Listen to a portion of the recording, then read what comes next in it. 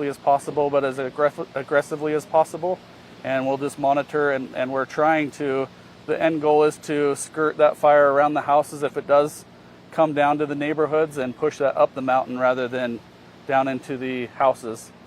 One thing that hinders that a little bit is that every night the winds shift and come down the canyon, and so we anticipate that will be, we're starting to feel a little bit of that now. And so we have crews in place doing structure fire protection, and they have things set up, and they're ready to go if it does come down and impact the neighborhoods. What are the biggest challenges with this fire and like going into tonight? And also, what resources all do you have here? Some of the biggest challenges are the wind and the terrain and the hot and dry conditions. Like, it is just a perfect storm right now.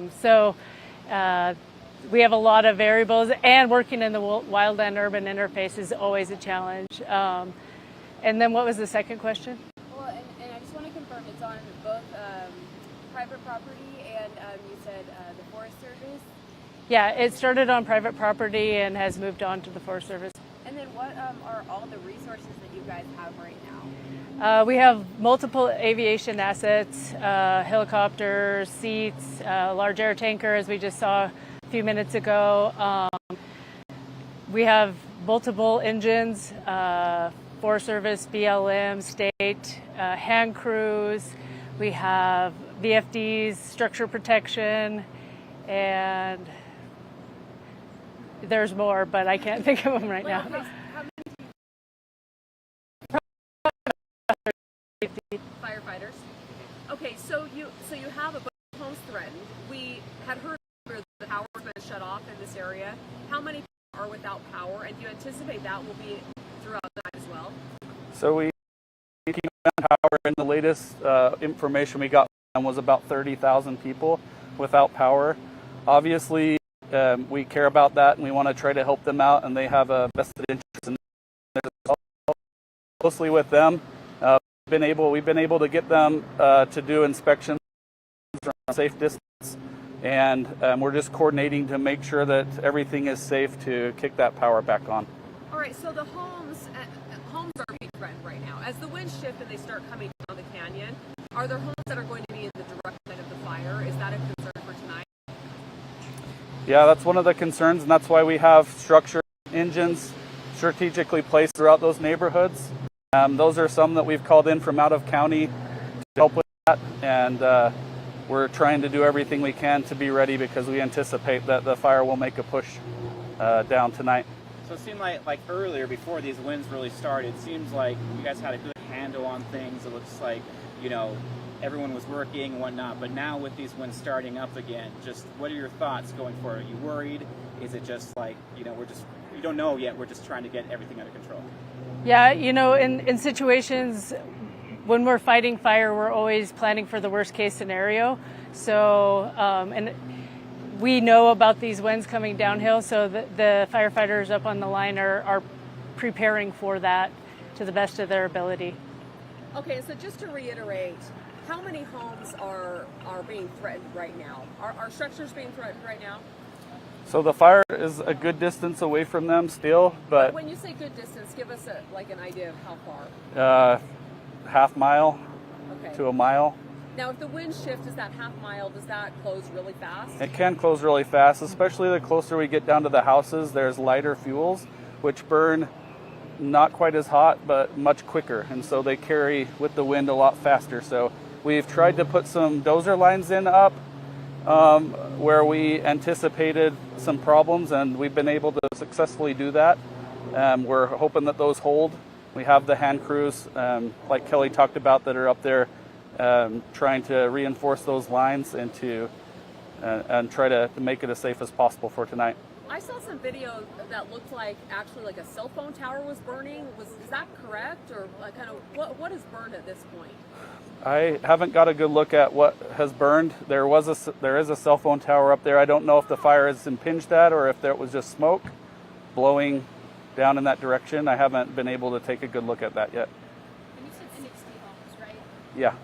Any structures burned at all? Not yet.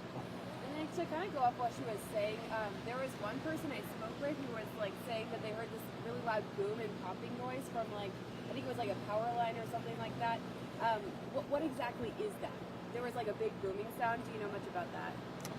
Yeah, so it's not, it's pretty typical when there's smoke, especially close to power lines. It can cause arcing, which we did see some of that behavior as the fire was progressing up underneath those power lines. So that's fairly typical. What that is? It's just the smoke actually acts as a conductor, and the particles in the smoke kind of create an electrical down to the ground, an electrical force. And then that kind of caused all the power to go out. Is that correlated or? The power company, we worked with them early to get the power shut off, and so to my knowledge, they shut it off on purpose. 30,000 people without power, that seems like a lot when you only have 60 homes that are impacted by this. Why the mass turn off of the power? I'm not super familiar with the power company and their grid system, but what I was told is that they had to offload some of the power because their lines, the smaller lines, weren't capable of feeding all the homes. And so the wires up above on the hills are high voltage lines, and they do supply power to a lot of the residents.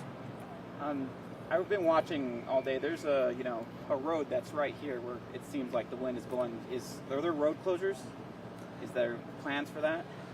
We're looking at that. We're going to work closely with law enforcement. As of right now, to my knowledge, we don't have any roads shut down other than where we blocked off to keep the area open for our fire apparatus. That's all I got.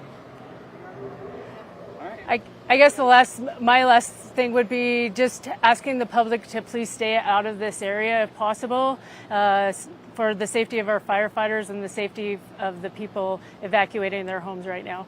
Okay, I'm sorry, one follow-up. You said that you're not really able to attack from the air right now. We have seen a couple. I just saw a small plane, and we had a bigger one a few minutes ago. Are you just kind of playing it by ear as far as the winds go? Or? So the seats are more able to attack from the air right now. The helicopter. Sorry, what does that mean, the seats? The seats are the fixed-wing aircraft, airplanes. The helicopters were getting bounced around pretty good, and so they've sat down. But we're still able to get some of the seats and the air tanker able to drop right now. So you can attack from the air right now? They are right now attacking from the air, and it always just depends on what the winds are doing up there for them. They'll use precaution and safety. So if they don't think they can drop, they won't. And they'll go set down. But it's a pretty long turnaround for them. The helicopters can fill up right here. They got to go back to the hills. Yeah. Okay. Anything else you guys want to add? No. Thank I'm you. good. All right. Now, let's see. This one is ours.